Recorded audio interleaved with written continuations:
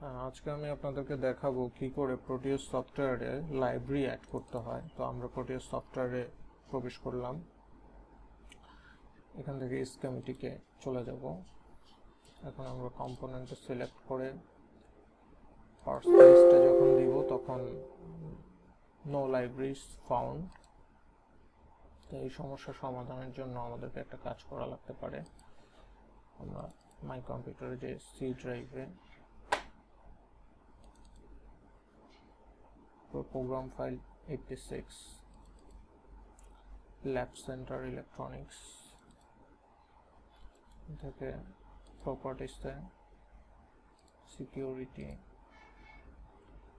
যে আমরা সবগুলো অপশন অ্যালাউ করে দিব। সবগুলো অপশন অ্যালাউ করে দিয়ে অ্যাপ্লাই। একটু সময় লাগবে, লাইব্রেরিগুলো ট্রান্সফার হচ্ছে।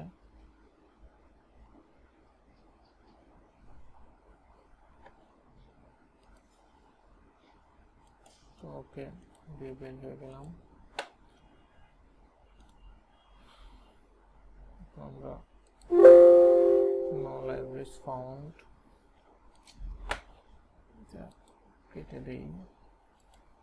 তো প্রপার্টিসে যে capability run administration apply the okay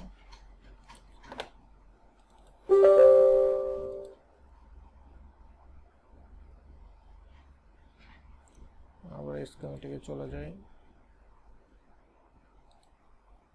এখন লাইব্রেরি চলে এসেছে। আমরা মেগা 16 যে লাইব্রেরি দেখতে পাচ্ছি 8। তো